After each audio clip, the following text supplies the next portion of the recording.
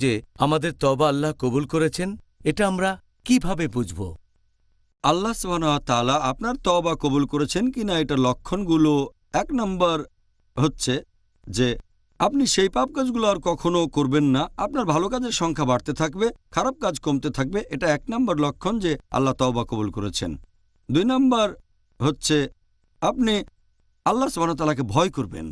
৩ নম্বর হলো আপনি অনুশোচনা করবেন আল্লাহ সুবহানাহু ওয়া তাআলার কাছে, আল্লাহর কাছে ক্ষমা চাইবেন। ৪ নম্বর হচ্ছে আপনি থাকবেন বিনয়ী, সবসময় নম্রতার সাথে আল্লাহকে ডাকবেন। এই হচ্ছে ৪টা লক্ষণ, যেগুলো দেখে বুঝবেন যে আল্লাহ তাআলা আপনার তওবা কবুল করেছেন। আর আল্লাহ যদি কারো তওবা কবুল না করেন, তখন তার তওবাতে ঘাটতি থাকবে। সেই পাপ কাজ করে সে আনন্দ পাবে, আর পাপ কাজগুলো সে করে যেতেই থাকবে। এটা ১ নম্বর।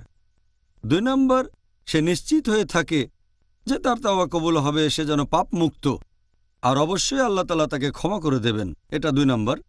৩ নম্বর হচ্ছে যে তার চোখ কাঁদবে না আর মন শক্ত হয়ে যাবে। ৪ নম্বর, সে যা করবে তার মধ্যে ভালো কাজের সংখ্যা বাড়বে না, সৎ কাজ বৃদ্ধি পাবে না। আমাদের প্রিয় নবী মুহাম্মদ সাল্লাল্লাহু আলাইহি ওয়াসাল্লাম বলেছেন, এটার উল্লেখ আছে সহিহ মুসলিমে, খণ্ড নম্বর ৪, বুক অব রিপেন্টেন্স, হাদিস নম্বর ৬৬২১। যদি মানুষ কোনো পাপ কাজ না করত, আল্লাহ তাআলা তাদের নিশ্চিহ্ন করে সেখানে অন্য মানুষদের বসিয়ে দিতেন যারা পাপ করবে আর ক্ষমা প্রার্থনা করবে যাতে আল্লাহ ক্ষমা করতে পারেন। আপনারা যদি হাদিসটা বুঝতে পারেন, ব্যাপারটা খুবই আজব যে আল্লাহ কি চান আমরা পাপ করি? পাপ না করলে নিশ্চিহ্ন করে দেবেন। এখানে বোঝানো হচ্ছে যে কিছু মানুষ আছে যারা পাপ করবে, তারপর আল্লাহর কাছে ক্ষমা প্রার্থনা করবে, অনুশোচনা করবে, এভাবে আল্লাহ তাআলার কাছাকাছি চলে আসবে, তাদের সৎ কাজ বৃদ্ধি পাবে, আর এই লোকগুলো বেহেশতে যাবে।